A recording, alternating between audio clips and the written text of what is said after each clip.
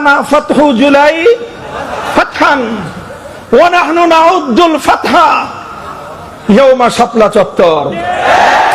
উম্মতের উলামায়ে কেরাম, হে সাহাবায়ে কেরামের উত্তরসূরিরা, সত্যিকার আশিক রাসূল, সত্যিকার আশিক রাসূল, আল্লাহর নবীর উম্মতেরা মনে রেখো, শাপলা চত্বরে নবী প্রেমিক আল্লাহর পয়গম্বরের আশিক রাসূল উম্মতদের রক্তের ঋণ যদি তোমরা ভুলে যাও, ইতিহাস তোমাকে গাদ্দার হিসেবে চিহ্নিত করবে। কারা আল্লাহর নবীর জন্য, কারা আল্লাহর পয়গম্বরের জন্য, কারা আল্লাহর নবীর সত্যিকার ভালোবাসার প্রেমে জীবন উৎসর্গ করতে পারে, ইসলামী ইতিহাসের 1400 বছরের ইতিহাসে শাপলা চত্বর এক অনন্য ঐতিহাসিক ঘটনা।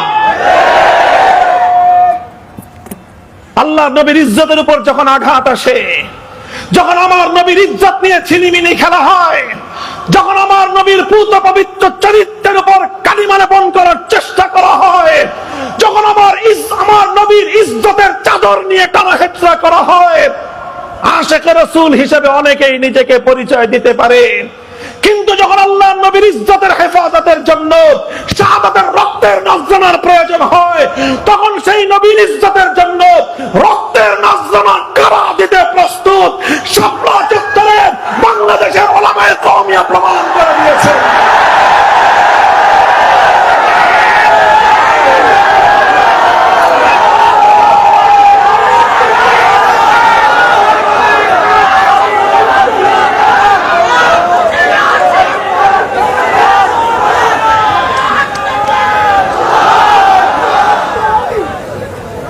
কাজেই ওয়াকাদ কানা ফাতহু জুলাই ফাতহান,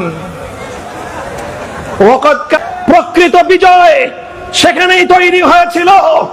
বিজয়ের ভিত শাহাদাতের রক্ত দিয়ে আল্লামা আহমদ শফী, জুনায়েদ বাবুনগরের সন্তানরা কায়েম করেছিল।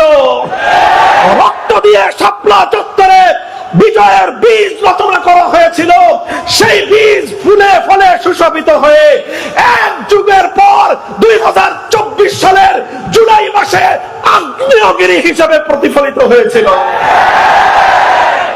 আজ বাংলাদেশের সরকার, জুলাই বিপ্লবের মাধ্যমে প্রতিষ্ঠিত সরকার, আপনাদেরকে বলতে চাই, শাপলা চত্বরের কথা স্মরণ করবেন, কৃতজ্ঞতা চিত্তে মনে রাখবেন। যদি শাপলার শহীদদের সঙ্গে যদি অকৃতজ্ঞতার প্রদর্শন করা হয়, শাপলার শহীদদেরকে যদি আমার বাংলাদেশের রাষ্ট্র অথবা সরকার স্বীকৃতি দিতে ব্যর্থ হয়, আমি এই সরকার এবং রাষ্ট্রযন্ত্রকে গাদ্দার ও বিশ্বাসঘাতক বলে আখ্যায়িত করতে চাই।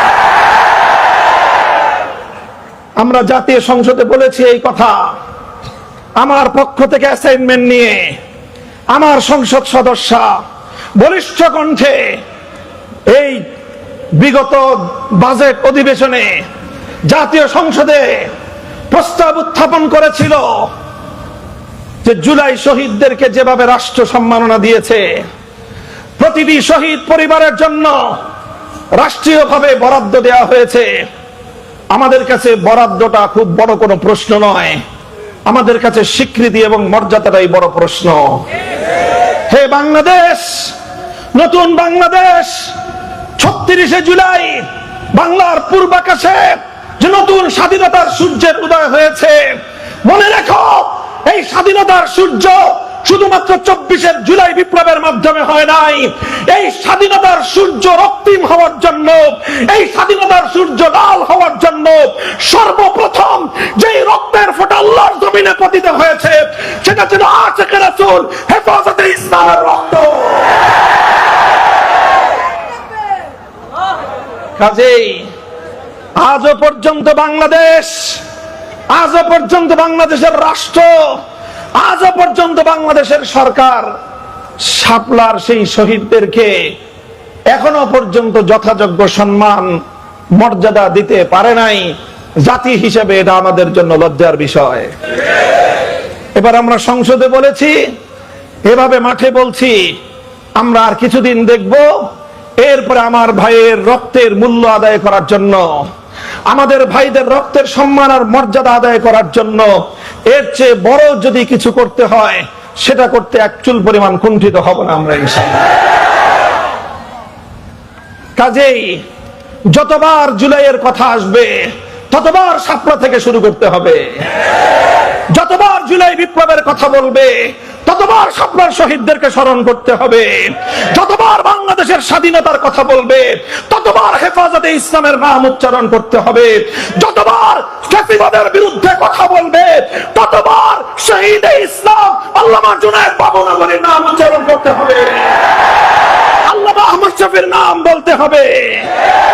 হে জাতি, হে বাংলাদেশের ফ্যাসিবাদ পরবর্তী এই স্বাধীন বাংলাদেশের নাগরিকরা, আল্লামা আহমদ শফীর কৃতজ্ঞতা যদি তোমরা স্বীকার না করো, আল্লামা জুনায়েদ বাবুনগরীর সংগ্রামী ভূমিকাকে যদি তোমরা ভুলে যাও, আল্লাহর কসম জাতি হিসাবে তোমরা কোনোদিন কৃতজ্ঞ জাতি হিসাবে পরিচয় দিতে পারবে না।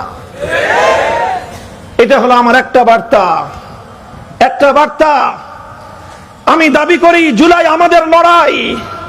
আমি বই লিখেছি জুলাই কেন আমাদের লড়াই।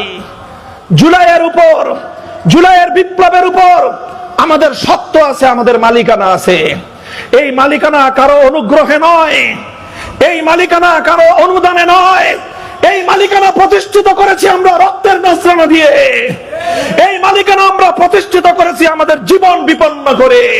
এই মালিকানা আমরা প্রতিষ্ঠিত করেছি দিনের পর রাত, রাতের পর দিন কারাগারের অন্ধকার কুঠুরিতে দিন গুজরান করে। এই মালিকানা আমরা প্রতিষ্ঠিত করেছি স্বৈরাচারী ড্যাডি ফেরাউনের চোখের উপর চোখ রেখে কথা বলে।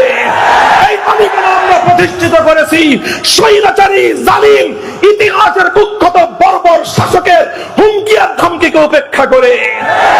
কেউ যদি আমাদের এই মালিকানাকে দুর্বল করে দিতে চান, যদি তিনি আমার ঘরানার হন, আত্মঘাতী চিন্তা করতেছেন। তিনি যদি আমাদের অন্য ঘরানার হন, ষড়যন্ত্রে লিপ্ত হয়েছেন। ষড়যন্ত্রকারীরাও হুঁশিয়ার হয়ে যান। যারা আত্মঘাতী চিন্তা করেন, আপনারা আর একটু সচেতন হন। এভাবে জুলাই পর্যন্ত আসতে যতগুলো রক্তের দরিয়া পার হতে হয়েছে, জুলাই একদিনে তৈরি হয় নাই, ফ্যাসিবাদ একদিনে বিদায় হয় নাই। এই আধিপত্যবাদী জগদ্দল পাথরের মতো চেপে বসা ইসলাম বিরোধী মূর্তি প্রতীকের শক্তি এমনিতেই জমিন থেকে বিদায় হয় নাই। একটার পর একটা রক্তের দরিয়া পার হতে হয়েছে। প্রথম রক্তের দরিয়া পার হয়েছে শাপলা চত্বরের বীর শহীদানরা। এরপর রক্তের দরিয়া পার হয়েছে 2021 সালের মোদী বিরোধী আন্দোলনের হেফাজতের কর্মীরা। চূড়ান্ত লড়াই হয়েছিল 2024-এর জুলাই মাসে। সেই জুলাই মাসেও এদেশের আজাদীর সন্তান হিসেবে এদেশের আলেম সমাজ, কওমি মাদ্রাসার সন্তানদের যে অবদান স্বর্ণাক্ষরে লিখে রাখতে বাধ্য হবে ইতিহাস।